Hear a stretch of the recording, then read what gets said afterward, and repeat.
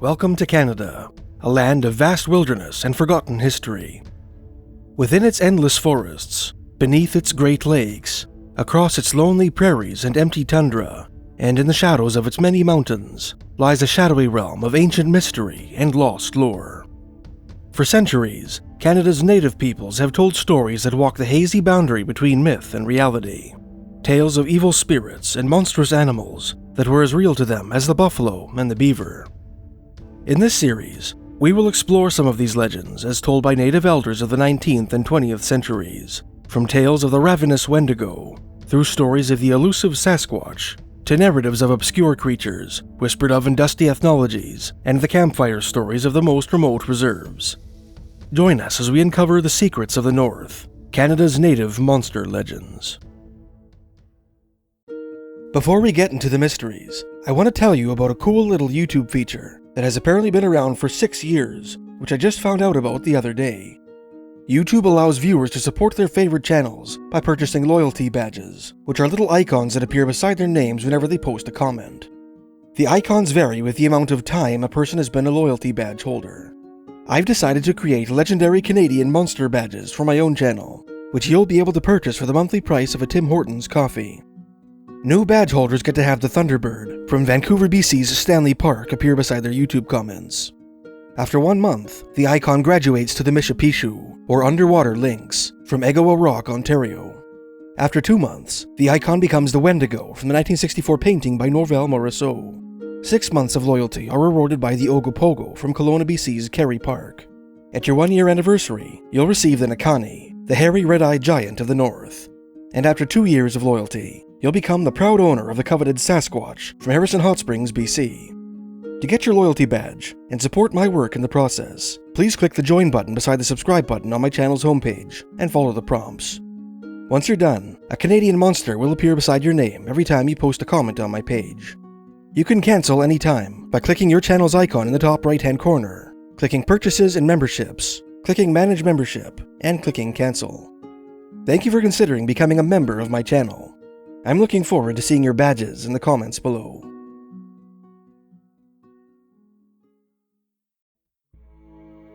Of all the unusual creatures to inhabit the shadowy haunts of Indigenous Canadian folklore, the best known is undoubtedly the Sasquatch, the hairy, mountain-dwelling giant of the West Coast. The legend of the Sasquatch was first brought to public awareness by an Irish-born Indian agent named J.W. Burns, who described contemporary wildman sightings by his Chehalis Indian wards near Harrison Hot Springs, British Columbia, in his famous April 1929 article for Maclean's magazine. Burns' subsequent pieces on the subject chronicled Sasquatch sightings in the vicinity of Harrison Lake, a large body of water in the Lillooet Mountains, surrounded by lush rainforest, pervaded by a sleepy atmosphere, redolent of enchantment and ancient secrets. The Indian agent's writings lent an intriguing epithet to Harrison Hot Springs, a small town nestled on the southern shores of Harrison Lake, namely the Sasquatch capital of Canada. Burns wasn't the only ethnologist to document the traditional Chehalis belief in British Columbia's most elusive resident. In his 1952 treatise on the Upper Stalo Indians, the Stalo being a division of the upriver Hulkamalum Coast Salish, Canadian anthropologist Wilson Duff included several Sasquatch stories told by August Jim, an octogenarian of both Hope Tate and Vancouver Musqueam descent, who hailed from the village of Katz, just west of the town of Hope, BC. Within the lifetimes of present informants, Duff wrote in his introduction to the wildman subject, the giants have been seen many times, especially in the Chehalis Harrison Mills area. These encounters, which no longer cause sickness, usually occur on moonlit nights. The person sees the giant and runs. The Sasquatch follows, just walking, but keeping up. Finally, it drops behind. Sometimes the giants raid gardens or storehouses, but usually they just seem curious. The first tale told by August Jim is a horror story, which deviates from this typical pattern. This startling piece of oral lore describes an ancient Sasquatch attack on the village of Agassiz, a historic Chehalis settlement located between Harrison Hot Springs and the Fraser River. A long time ago, Jim told Duff, 6 women and their children went from the village at Agassiz to gather roots. They camped at the foot of that mountain on the left as you go to the hot springs. Just at dark, they heard someone holler. Everybody was quiet, and they heard that same hollering again. Most of them didn't want to answer, but some thought it might be the men looking for them, and called out. Then a big man, 8 or 9 feet tall, hair all over his body, came into the firelight. He grabbed one of the women, pulled open her breast, and took the heart out. A little girl got scared and ran away, following the trail back 3 or 4 miles to the village. The people armed themselves and went right back to the camp. They found all the women dead, the children crying, unhurt. The men followed the tracks of that big man up over that high mountain and down the river, but they lost him. Jim's next tale is no less remarkable, being one of the few Canadian stories to reference the discovery of Sasquatch bones. A Chehalis man, Jim said, hunting bears on the gravel bar on Harrison River one fall, heard a loud crackling noise up the side of the mountain. He thought it might be a bear, but a big man came out. His canoe wasn't very far away, so he ran for it, and the big man followed, just walking, but getting closer. He reached his canoe and launched it. The big man stopped and stood right at the edge of the water. The man took his rifle and shot the big man, saw him drop. The next fall, he and his friends were hunting at the same place and saw some big bones. He told his friend, "That's the one I shot." Duff included a third story in his piece, set in the Harrison Lake area, told by Jim's neighbor Edmund Lorenzetto, who lived a few miles further up the Fraser River. This story is a commentary on the wildman sighting at Ruby Creek, a classic Canadian Sasquatch story made famous by Canadian Bigfoot researcher John Willison Green. In 1941, a Chehalis man named George Chapman lived with his wife Jeannie and their 3 children in a cabin on the Fraser River not far from Ruby Creek, between Harrison Hot Springs and Hope. One day, while George was at work on the railroad, a giant strode out of the woods and approached the Chapman children who were playing outside. Using a blanket to shield her little ones from the Sasquatch's gaze, which was supposed to cause sickness, Jeannie herded her children into her father-in-law's house on Ruby Creek, leaving the giant to ransack her and her husband's storage shed. George Chapman's kids saw it, said Lorenzetto of the Ruby Creek Sasquatch, and pointed it out to his wife Jeannie. She got scared and ran to Ruby Creek, and would never go back. It almost made her sick. She traded houses with her sister-in-law and stayed at Ruby. That thing had squeezed itself through a door to steal dried fish. It left red fur on the doorframe.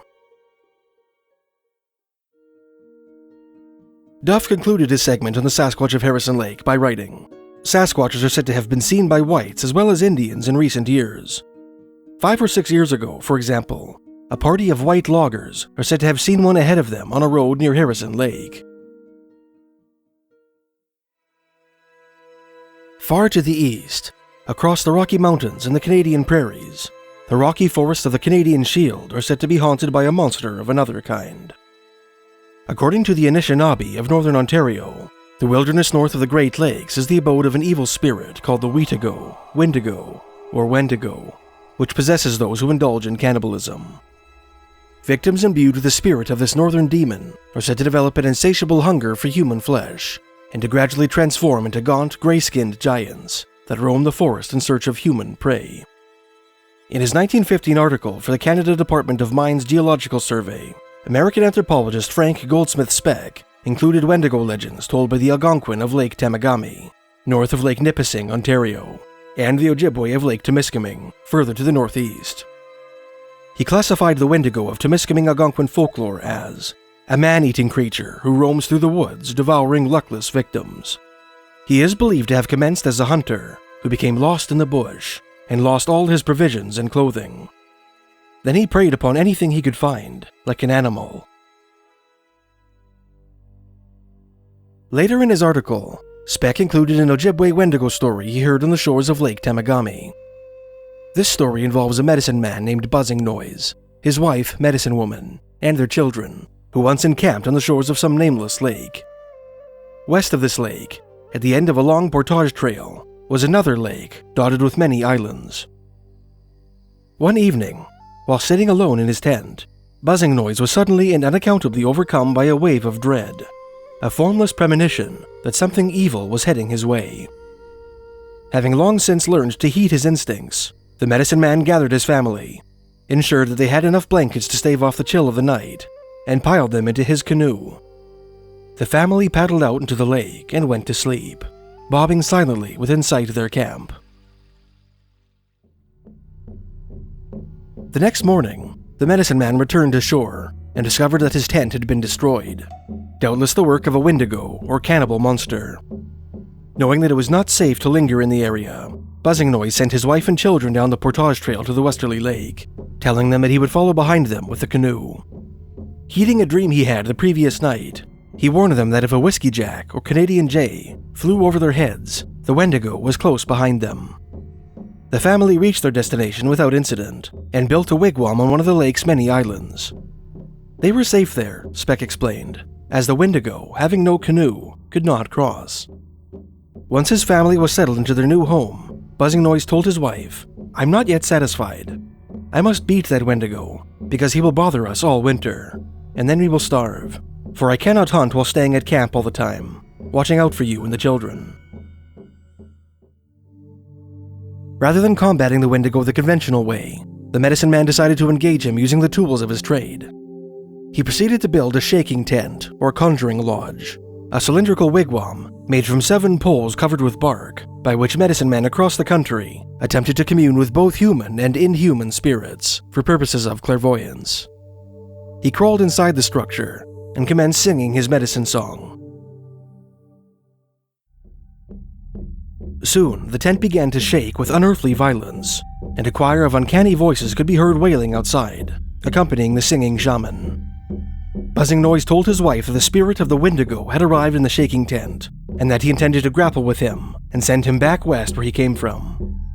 Suddenly, a terrible noise like a thunderclap erupted inside the tent. The medicine man's children fainted, knowing that their father was still inside. The shaking tent suddenly fell silent, and its violent gyrations ceased. Medicine Woman waited in an agony of suspense, knowing that her husband's spirit was struggling with that of the Wendigos far away.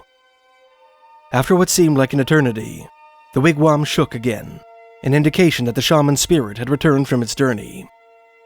Buzzing Noise announced, "We will be all right now. I took him back west. He is very sick from his fright, but he will stay there now." Sometime later, Buzzing Noise learned that another medicine man was encamped a day's journey from the island at the time of the ritual, and had witnessed the Wendigo's expulsion from the country, hearing its tortured moans as it flew across the sky.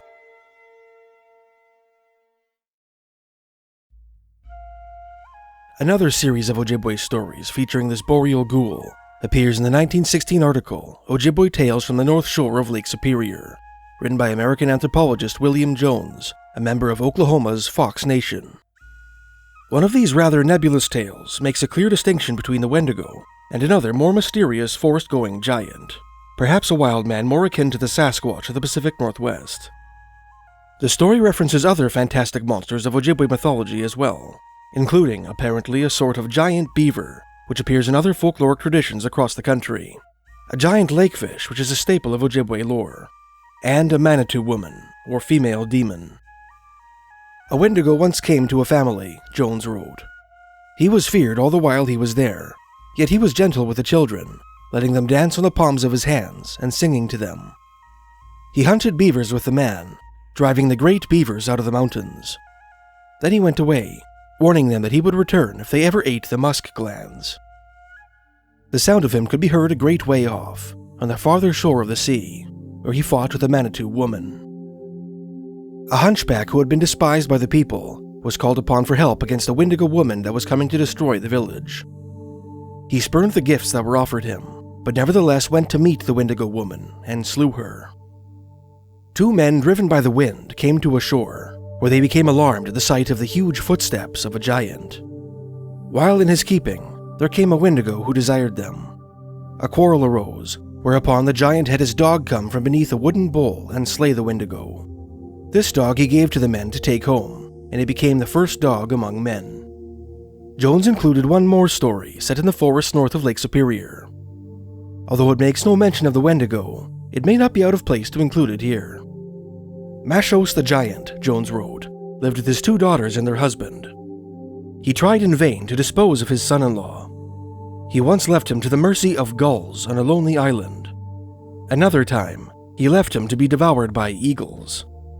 Again, he caused him to fall into the water to be seized by the great sturgeon. On a hunt in the winter, he tried to prevent the youth's return by burning his moccasins. Trying it a second time, he burned his own, and in his effort to get back home, was frozen to death. In his summer 2000 article, published on the website of the Nipissing First Nation, folklorist Wayne M. Cucci included several Ojibwe Wendigo stories endemic to Lake Nipissing, the northeastern shores of which are overlooked by the city of North Bay, Ontario. The first story, told by Mike Restool, characterizes the Wendigo as a shapeshifter that is half man and half devil. They have the power to change to the forms of different beasts, Mike said. In this story, the Wendigo is half man and half wolf. Mike went on to relate how, one winter day, long ago, an old man was tending his trapline in the forest with his granddaughter. At sunset, the old man told his granddaughter to return to camp, while he himself proceeded up the trapline alone. The girl obeyed her grandfather's wishes and headed back down the trail. Her progress was hampered by the long dress she wore, the hem of which began to accumulate a thick crust of ice, and before long it was getting dark. The eeriness of the gathering gloom was amplified by the mournful howls of a distant wolf pack, which seemed to grow louder with the waning light. Suddenly, the girl heard the distinct sound of footsteps crunching in the snow behind her. She whirled around, and the sound stopped. There was no one there. The young girl continued walking, Mike said, and again the sound of footsteps came. Once more the girl stopped, and once more the footsteps ceased. She looked back on her trail, but it was too dark to see anything.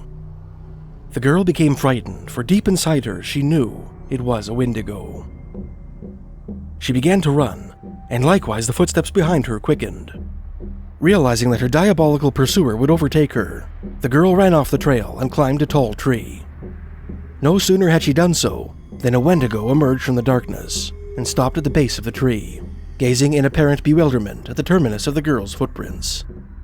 The Windigo, Mike said, being a very stupid creature, wasn't smart enough to look up into the tree, but the Windigo did know that the young girl was somewhere close by, so it gathered up some sticks and birch bark and made a fire near the bottom of the tree. Then, as the young girl looked on in horror, the beast took a knife from its ragged clothing, sliced a chunk of its own stomach off, and stuck the chunk of meat onto the end of a stick. Then the Windigo roasted the meat in the fire and ate it. The girl huddled in the tree all night, while the Wendigo kept his vigil. Despite her fear, she eventually fell asleep, and woke up the next morning to find that the Wendigo had gone. With relief, she climbed down the tree and returned to camp. Mike's next Windigo story is set on the shores of Docus Bay, a section of the upper French River near the southerly mouth of Lake Nipissing. One time, he said, there was an Indian man who went to the rapids near Docus Bay to do some fishing. While setting up camp by the river, the man began to sense something in the air, so he moved his camp to a rocky cliff that was a good vantage point and a more defensible position. The man had a feeling it was a Windigo that was coming, and there was nothing he could do but wait for it. So the man waited. A long time went by, and eventually he became tired and fell asleep. The man awoke to see a Windigo stealing silently away from his camp. Conceiving the notion that the creature had discovered him and was returning to its lair to retrieve a bag in which to carry his body, the fisherman dove into the river and swam ahead of the monster. Then, seizing a stick, he ambushed his would-be murderer and clubbed him to death. The last Windigo story in Cucci's article was told by one Elise Restool, presumably Mike's relative. In the first story, which Elise learned from her mother, a man ascribed with mystical powers lured a pack of Wendigos into deep water where they drowned. The creatures in this story barked and growled like dogs. In the second of Elise's story, an old man wrestled with a Wendigo all night long, finally killing it at sunrise and incinerating its body in his campfire. References to the Ojibwe Windigo legend west of Lake Superior appear in the 1962 book Ojibwe Myths and Legends by Sister Bernard Coleman, Ellen Frogner, and Estelle Ike. The storyteller explained that a Wendigo is a giant that eats people, the authors wrote, citing their Ojibwe informant. We heard that a man or woman might be changed into a Wendigo during times of severe cold and hunger.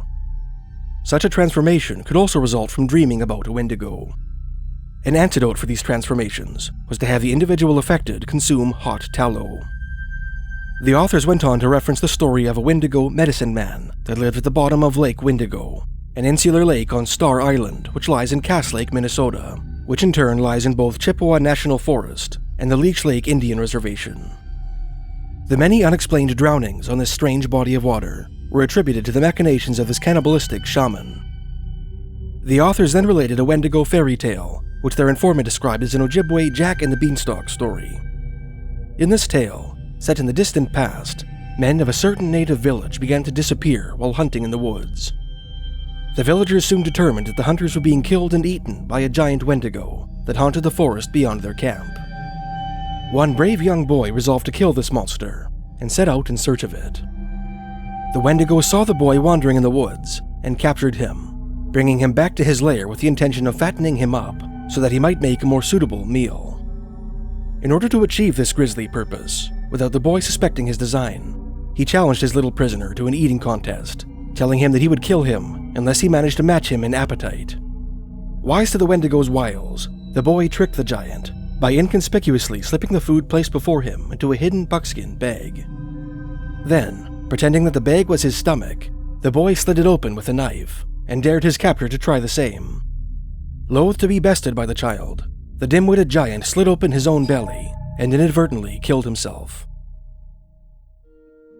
Thanks for watching.